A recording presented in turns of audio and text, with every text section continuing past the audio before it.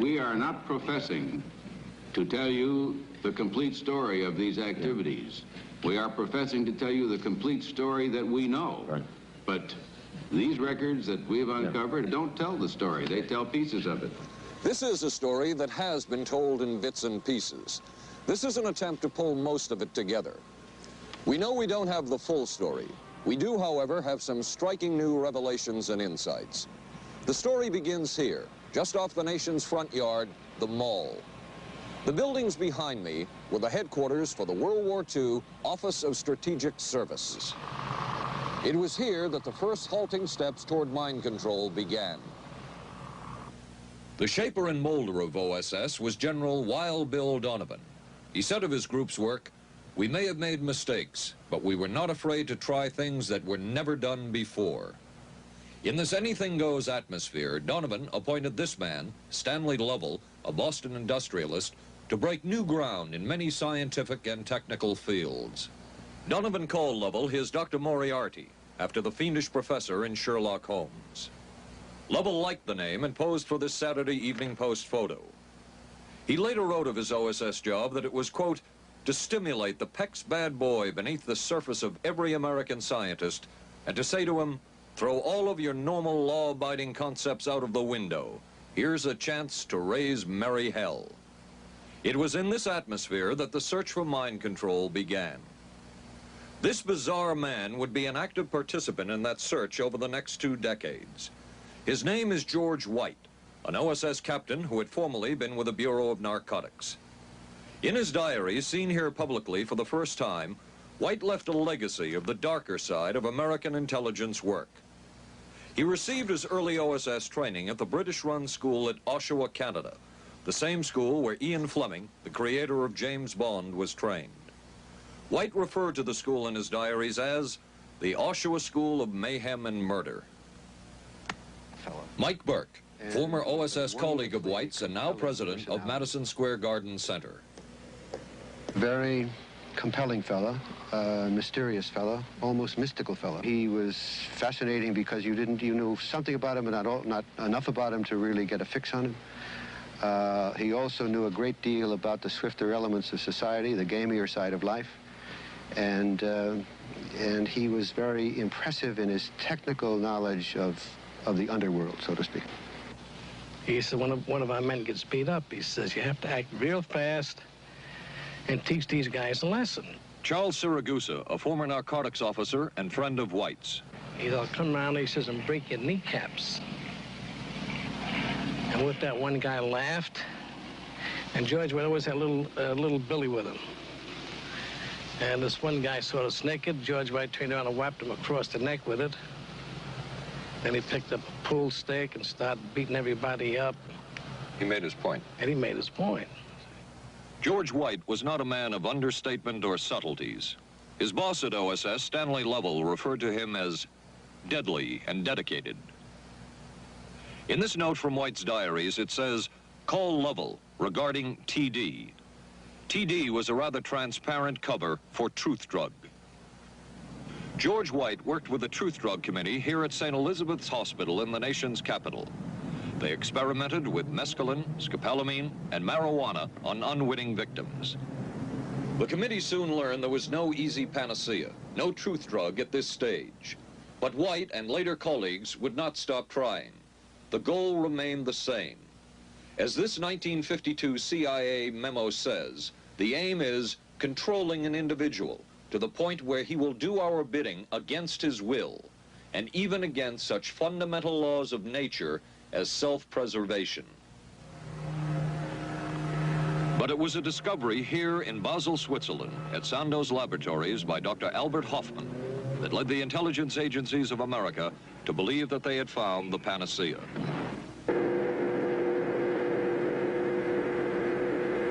The discovery was lysergic acid diethylamide, LSD.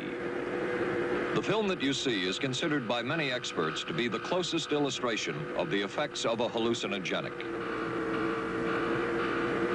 It was one of the first times that anybody had run into a powerful drug that was different than anything else that they knew anything about, John Gittinger, recently retired chief psychologist for the CIA.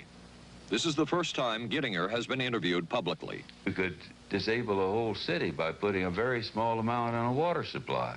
After all of these years of us, those of us who are involved in looking for this secret drug, this was the only thing that began to look for the first time like it might be something like that. The CIA's interest in LSD was intense. The worry was that the Russians would get hold of it. Were the Soviets into LSD? I'm going to have to say I'm sure they were, but if you ask me to prove it, I've never seen any direct proof of it. But at one point, intelligence information received from Switzerland said that Sandoz Laboratories was about to put 100 million doses of LSD on the open market. And it caused enough concern within the agency that the United States was prepared to buy the entire supply. However, a slight mistake had been made. The mistake is made public for the first time. I just found out on a new CIA document that there were no such large quantities of LSD on the market. John Marks has filed numerous Freedom of Information suits against the CIA and has unearthed much new material. He is the author of The Search for the Manchurian Candidate, a history of intelligence agency work with mind control. He is a consultant for this report. What happened is that there was a military attaché in Switzerland, an American officer, who got milligrams and kilograms mixed up. In other words, he made a mistake of thinking 1/1000th of a gram was the same as 1,000 grams, which is a mistake of 1,000,000 times. So when the CIA got the intelligence that there were 100 million doses on the market, in fact, there were 100 doses. The man who would oversee the CIA's research into drugs and most of the agency's behavior programs is this man, Dr. Sidney Gottlieb, a chemist. Dr. Gottlieb declined ABC News' request for an interview. In their never-ending search for the miracle weapon, CIA operatives searched here in the remote mountain areas of southern Mexico for what up to then had been considered a myth, magic mushrooms. They used this man, a part-time chemist for the CIA, to dupe this man, a vice president of a bank and an amateur mycologist or mushroom expert, to try to get to the magic mushrooms and turn them into a drug. But it would be the amateur, R. Gordon Wasson and his colleagues, who would win the race and develop the drug psilocybin from the magic mushrooms. We went into the Mazatec area, far from the highways, remote from Mexico City. There we found that rotten bagasse, as it's called, bagasso, covered with mushrooms. These mushrooms I didn't know, had never seen. They were the sacred mushrooms. Wasson would also discover and record the ancient mystical rites of the mushrooms from a local shaman or magical priestess, Maria Sabina.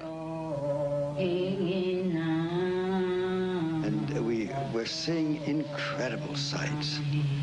They would go slowly or they would go fast as I ordained. All your senses are rendered acute. We say that you see visions, you see hallucinations, but that doesn't begin to tell this story. The hallucinations are only part of it. You hear sounds, you smell things. The night was thrilling. Word of Wasson's discovery reached the CIA quickly.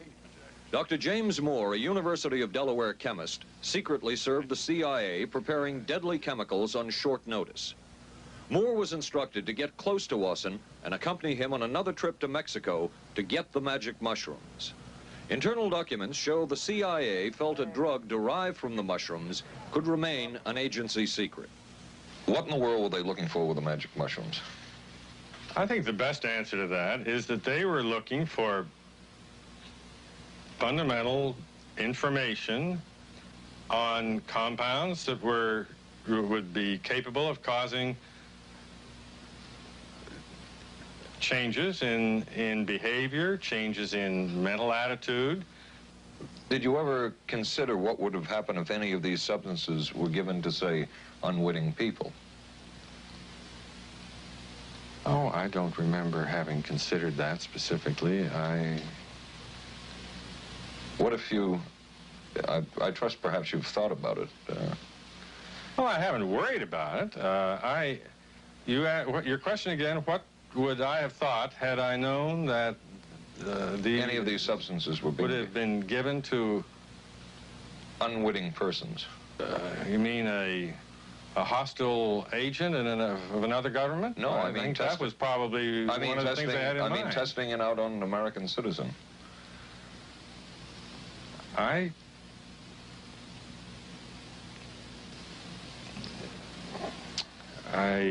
guess I must seem very, very cold-blooded about this, but I don't recall ever having been very much preoccupied with that issue. But many drugs were tested in this way. A decision was made at the highest levels of the CIA to do testing on unwitting Americans. As one CIA document says, such testing would be operationally realistic. A former CIA official who worked on these programs describes for the first time how the decision was made. He did not wish to be filmed or recorded. Thus his remarks are read by someone else. I think every last one of us felt sorry to attempt this kind of thing. We knew we were crossing a line.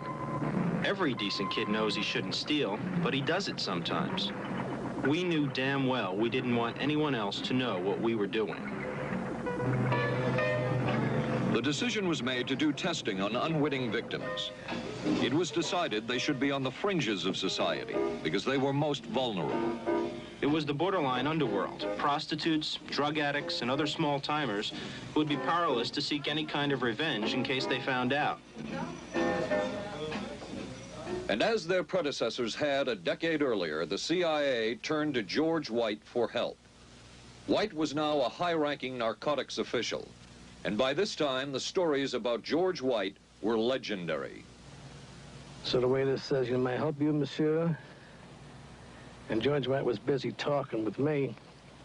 Paid no attention to the waiter, so the waiter tapped him on the shoulder, says, "May I help you, monsieur?" George White turned around, whipped his gun out, and stuck it in the guy's face like this in this crowded restaurant. George White did not mind bending the law, and he knew the street well. He was the ideal choice for what the CIA had in mind. We were Ivy League, white, middle class.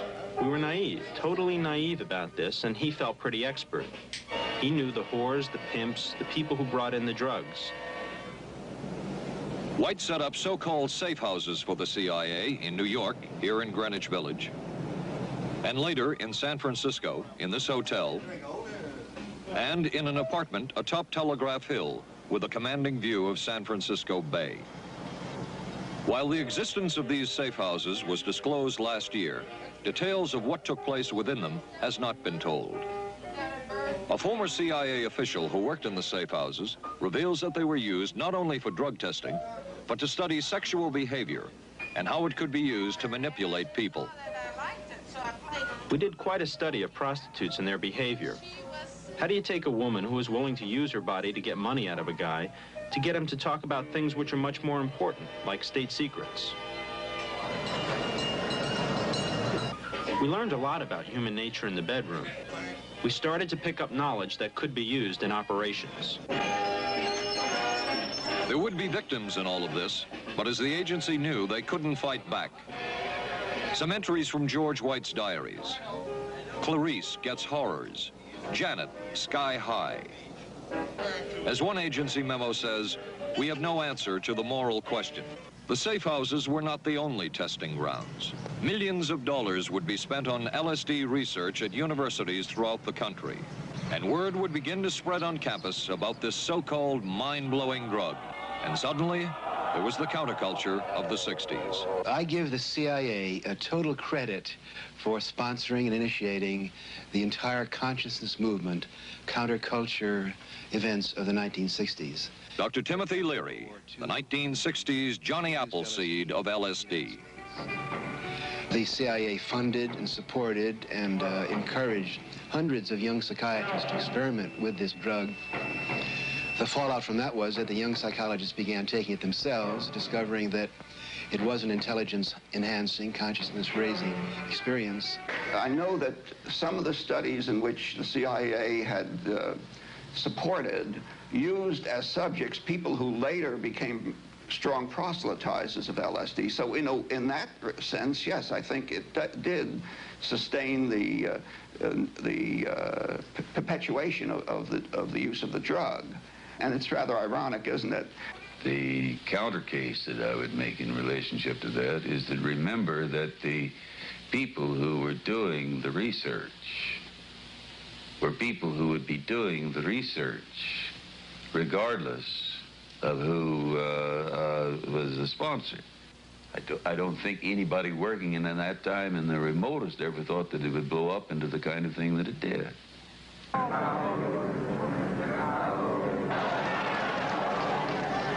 History will judge the role of the CIA and other intelligence agencies in unwittingly contributing to the counterculture of the 60s through their intense interest in LSD and other hallucinogenics. But for the moment at least, the argument can be made that the CIA helped usher in the age of Aquarius.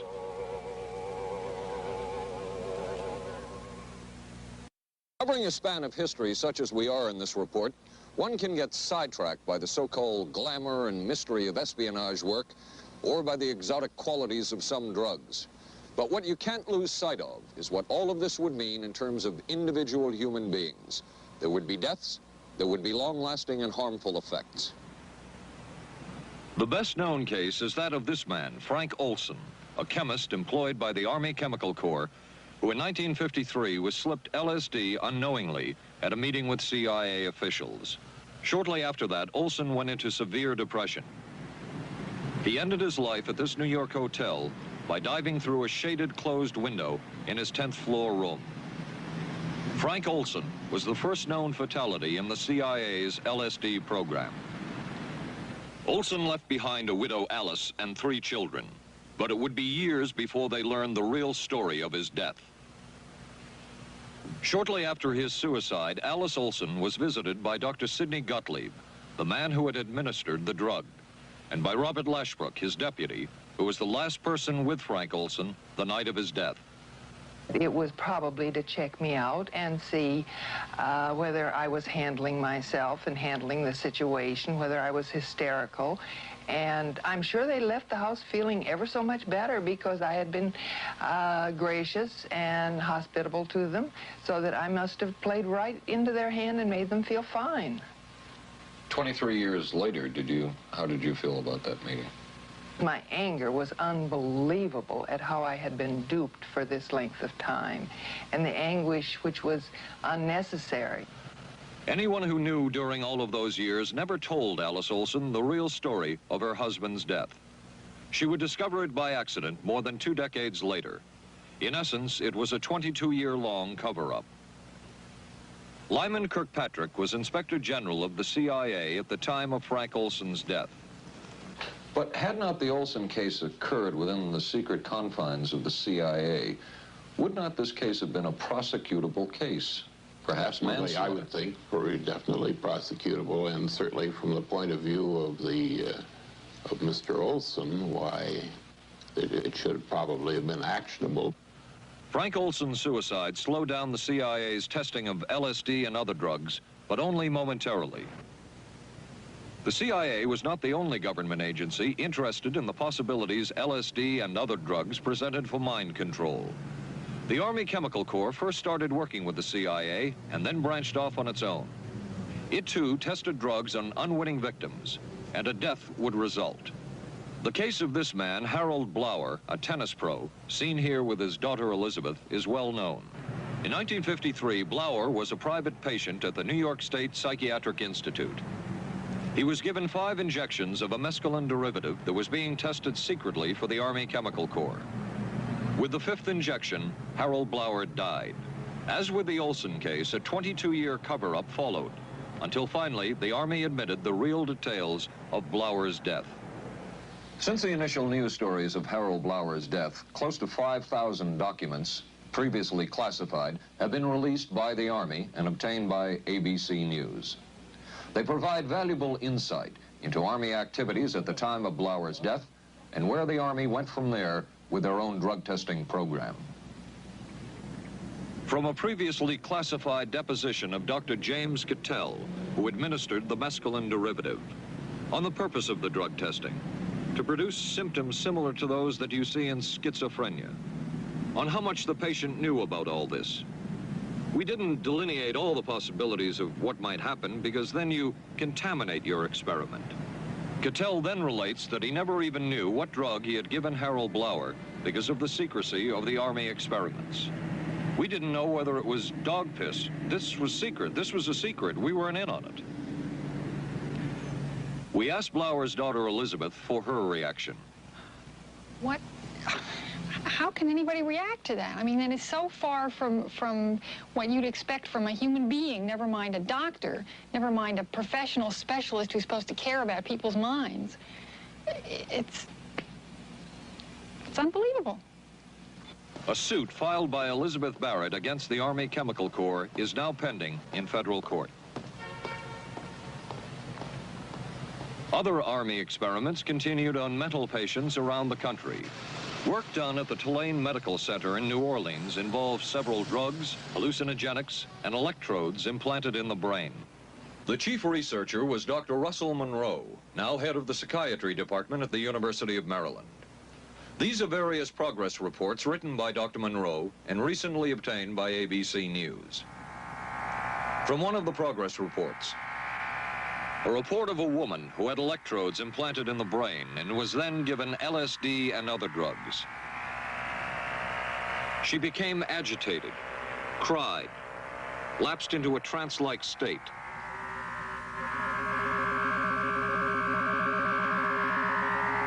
Felt as if she were about to have a convulsion, experienced waves of darkness and light, had bizarre sensations in her neck and legs, said somebody was trying to manipulate her body. At this point, Dr. Monroe wrote that the woman was obviously having paranoid ideas. As a layperson, perhaps you can enlighten me. What therapeutic effect would the type of experiment that I just described have on a patient? Well, the therapeutic effect would be indirect. Was this patient aware that she was being given LSD? Yes, I mean, they were told that they would be given some medication, and they should have... Specifically LSD? Well, we told them, I don't think that they would have even known what LSD was then at the time. They were told that they were going to they would be given some medications which might make them feel worse. Dr. Monroe, what do you think the Army Chemical Corps was looking for in all of this testing? They were looking for an incapacitating agent, an agent that would not harm the person permanently, but would incapacitate them temporarily. That seemed like a humanistic way to wage a war, if war is necessary. When James Thornwell was given LSD by Army intelligence in 1961, this time it was no experiment. This time the express purpose was to peel back Thornwell's brain to bear any secret within it. This time the Army had gone operational. Thornwell, as reported on ABC last January, was an Army private stationed in Orléans, France. Classified documents were missing from his unit. Thornwell became a suspect. His 2.5-month interrogation included administration of sodium pentothal, hypnosis, isolation, and deprivation of sleep. Army documents obtained by ABC News refer to this interrogation as conventional. Despite this severe questioning, Army intelligence was getting nowhere with Thornwell, and it was decided to slip him LSD. For 16 years, Thornwell never knew what had hit him. Tell me about the acid. I'd rather not. It's a bad trip. It's a bad trip. That was a bad trip. The pain was so excruciating. Felt like somebody was sticking me with 1,000,000 pins. You know, just everywhere. Oh, it just... Oh.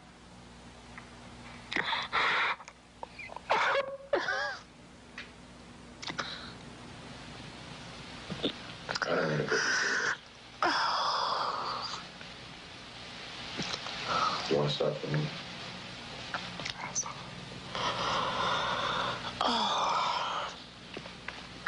I walked around. What's up? Oh, I can talk. I lived through it. I lived through it. I lived through it. No charges were ever brought by the Army against Thornwell. He was discharged for psychological disorders. But an Army psychiatric evaluation of Thornwell obtained by ABC News, one which was done prior to Thornwell having been given LSD, says of him, fairly cooperative, oriented, alert, and gave no evidence of psychosis or depression. From the Army's point of view, this type of LSD interrogation was a success. Other documents refer to the exploitability of interrogation subjects, cracking them, keeping them off balance mentally, and providing an economical, speedy, and productive aid to interrogation. From James Thornwell's point of view, it was no success. Thornwell still has serious problems. He's run through 2 marriages. He maintains he can't hold a job, can't concentrate, has nightmares, and feels socially and emotionally isolated. Last fall, Thornwell filed suit against the government in federal court. In a moment, we will examine the closest experimentation to brainwashing that we have uncovered.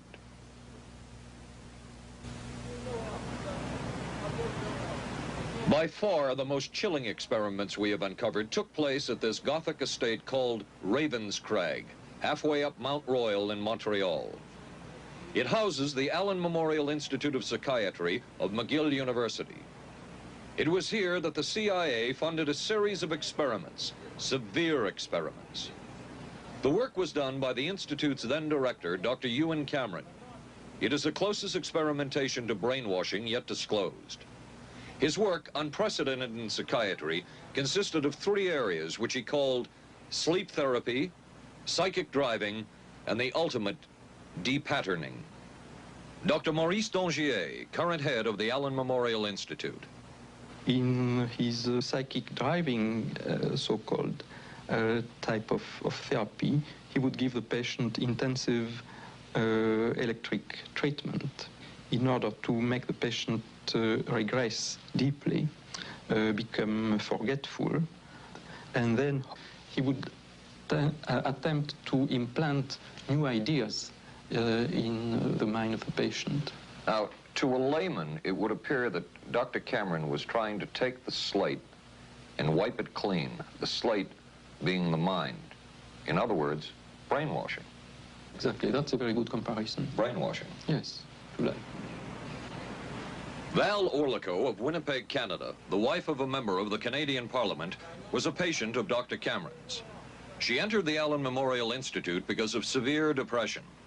She describes for the first time publicly the LSD therapy and psychic driving treatment that she was given by Dr. Cameron. And then the drug began to take hold very rapidly because it was an IV injection. And things became very furry and very frightening, and had a lot of sensations that it's very difficult to recall. Nobody explained it to me. Nobody ever asked me if I was willing to do it or anything. He had this feeling that he would be able to get through the resistance of illness and to reach deep changes very quickly. Did he? I don't think that when you look at that in retrospect, the hopes that he had have been in any way fulfilled. But Cameron would plunge on. The next step was what he called psychic driving.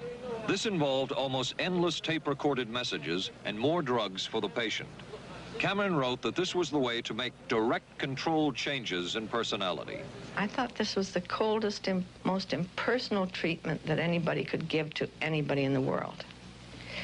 And I became more and more despondent and more angry.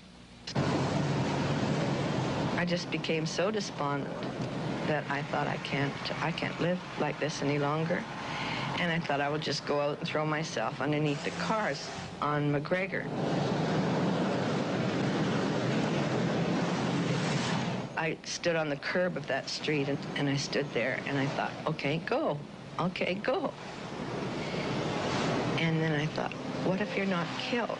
What if you're just maimed? What if you don't die and you live and you can't even talk anymore? And I couldn't do it. The most severe technique Cameron used was de-patterning.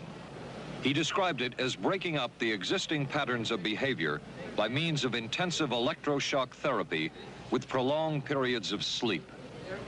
He carried out these experiments in something he called the sleep rooms. People in there were like babies. They cried and they were very disoriented. And we were very afraid of the sleep room. We used to walk very carefully against the side of the corridor that was opposite the sleep room with our backs to the wall when we'd go by.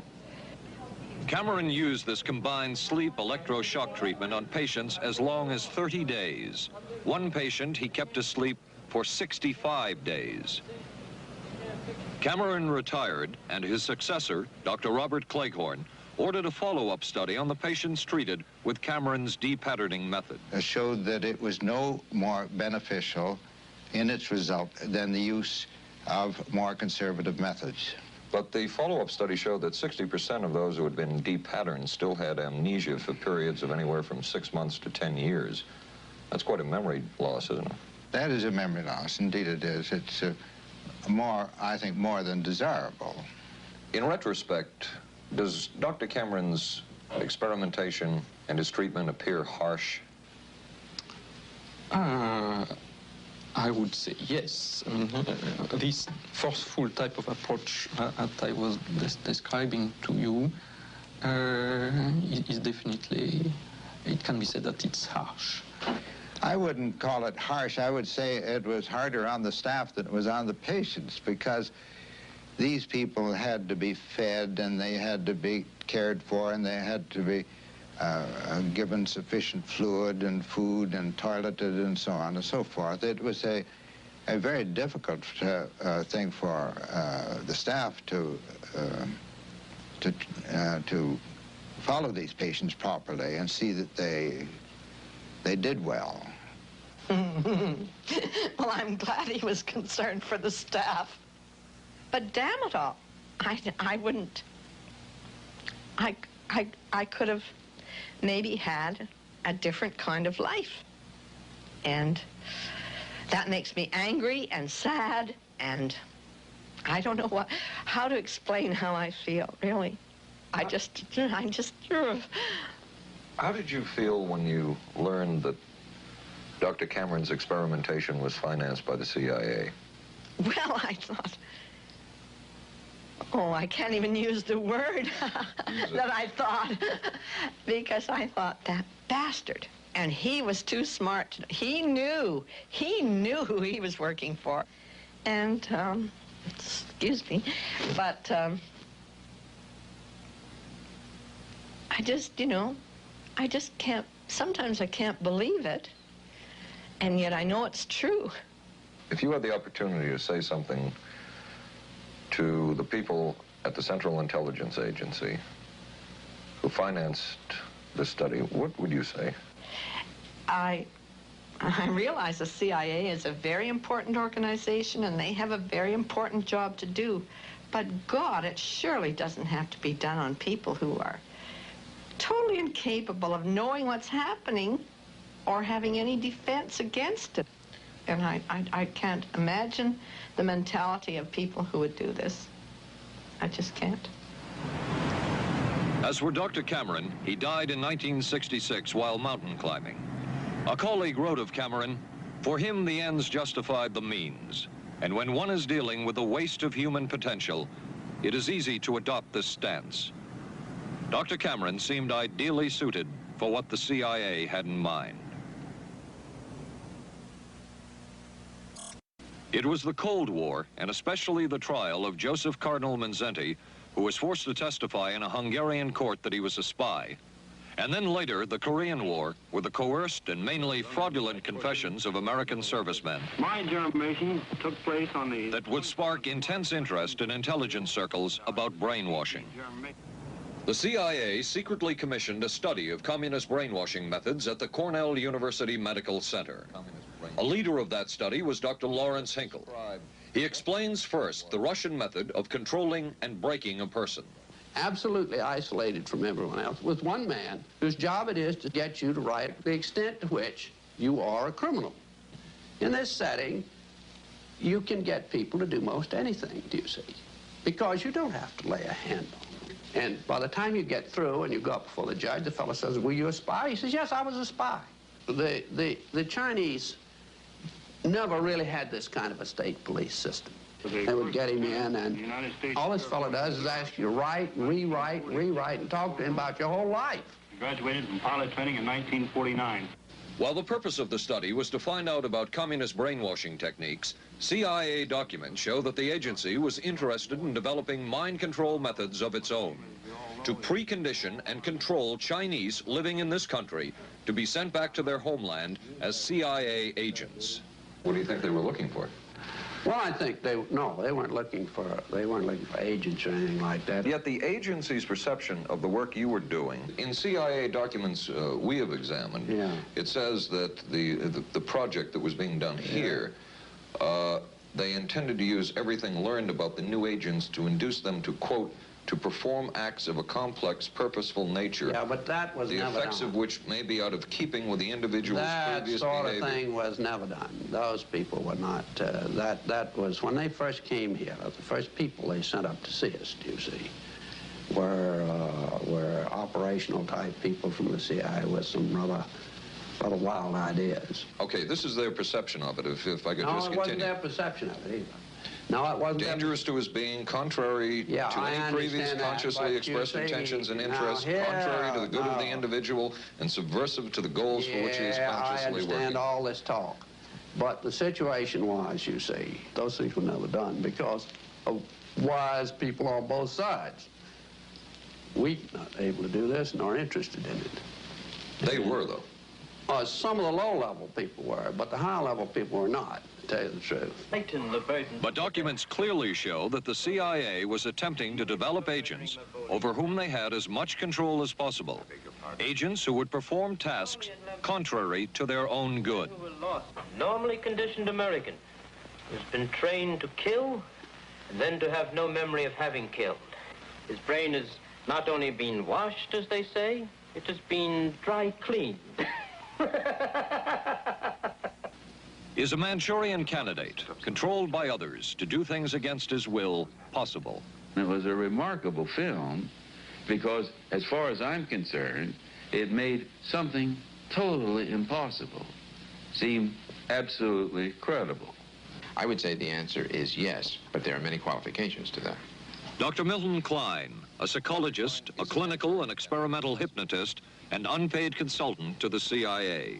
The qualifications would be the subject selected to produce the kind of behavior that you wish, the amount of time, the procedures that are utilized, and the motivations of the people who are designing, executing, and administering the procedures. You're asking whether an individual can be, under hypnosis, influenced, coerced, persuaded, shaped to perform an antisocial act, or a destructive act, or an act of violence. My answer would be yes. Captain Marco, will you be good enough to lend Raymond your pistol, please? Yes, ma'am.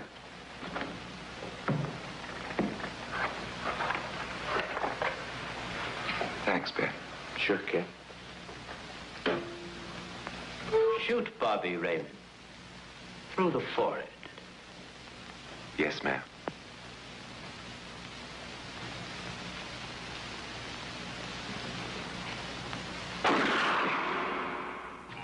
How valuable a tool can hypnosis be in the intelligence field? None whatsoever. It has absolutely no use because nobody's ever been able to do that I know of, do it in an operationally feasible way.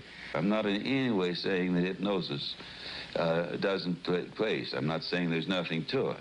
I would say that most government agencies concerned with intelligence operations have been looking to hypnosis as a tool for a variety of purposes, one of which is to carry out and to execute certain intelligence operations on a basis where they would not have to rely completely on some of their own emotional reactions.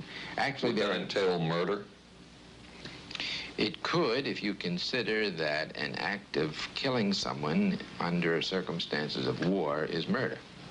I think one has to define what that means. Under circumstances of peace? Under circumstances of peace, it would be murder. Another former CIA agent says that Fidel Castro at one time was considered as a possible target for a Manchurian candidate. Castro was naturally our discussion point. Could you get somebody gung-ho enough that they would go in and get him? But if you have 100% control of a guy, you have 100% dependency. If something happens and you haven't programmed it in, you've got a problem. So in the end, it was decided that a Manchurian candidate was not feasible. But the search for mind control continued. But could the mind be controlled? Perhaps not. But is human behavior predictable? In this area, the CIA did make a significant breakthrough. A personality assessment system designed by the agency's chief psychologist, John Gittinger. It comes close to being able to predict how humans will behave. It's really a descriptive system, an attempt to try to describe personality in a relatively systematic way so that hopefully you can get some kind of an idea to predict what the behavior between different kinds of individuals. Gittinger's system had many uses in intelligence work. One was to draw personality portraits of world leaders. Using Gittinger's system, the agency concluded the Shah of Iran is a brilliant but dangerous megalomaniac whose basic problems resulted from an overbearing father. And there were other applications. Your assessment staff played a key role in helping other governments pick their police intelligence agencies, including, we've learned, the Korean CIA, Uruguayan National Police. Can you tell us about this? No. Author John Marks. The former #2 CIA man in Uruguay told me how in 1966, John Gittinger and an assistant traveled down to Uruguay and gave the tests in order to select members of the Uruguayan intelligence service. A psychologist who used to work for the CIA told me in 1961 he personally traveled to South Korea as part of an American CIA effort to set up the Korean CIA and to give the personality tests to candidates for the Korean CIA to choose the best man for their secret police.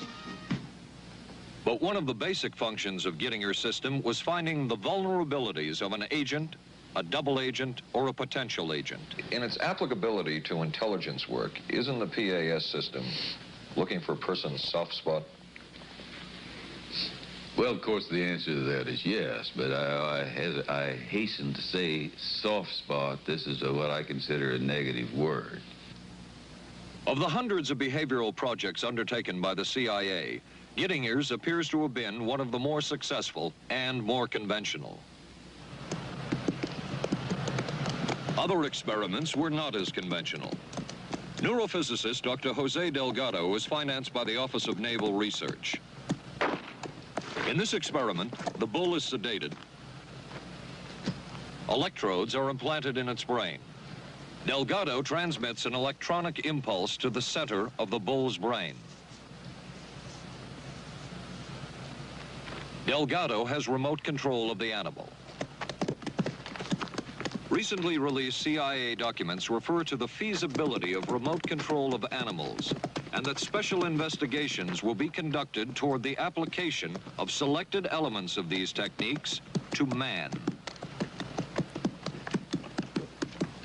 Other areas were examined through the 60s and 70s. Brain surgery, psychosurgery, creation of amnesia, parapsychology, manipulation of genes. Even though past and present CIA officials have indicated this kind of work ended in 1963. And one of those who took part in these programs. Thank you, sir. In 1977, a Senate subcommittee heard testimony from many of them, but the testimony was not that revealing. According to one of them, they agreed amongst themselves to keep the inquiry within bounds that would satisfy the committee. Former narcotics officer Charles Siragusa says that he was asked to limit his testimony by the man he reported to at the CIA. He wanted me not to say anything. To perjure yourself. That's right.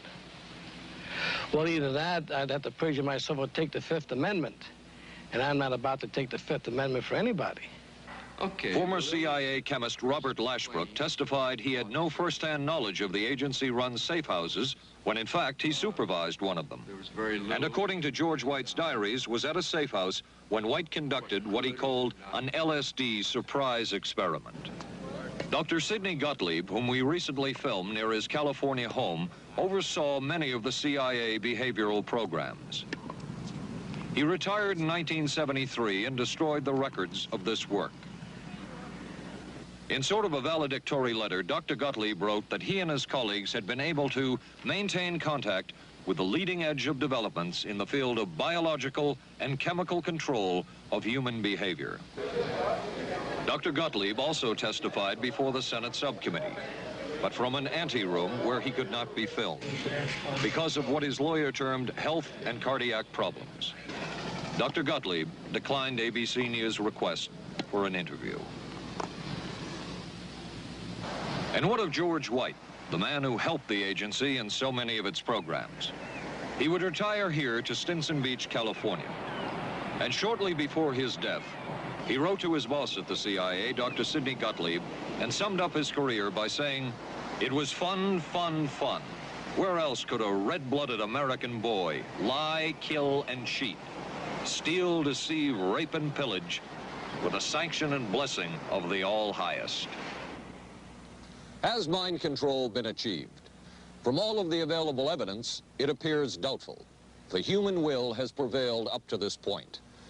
But as we have seen, work is continuing in this field, work that we still don't know very much about. How deeply are the Russians and other dictatorships into all of this? We really can't say, and the CIA is reluctant to give out information about it. But the basic question remains, what place does all of this have within a democracy? One final point should be made. As one of the persons who worked on these programs told us, we are very capable, conscientious, and very dedicated scientists working for our country. Their work speaks for itself. This is Paul Altmeyer for ABC News.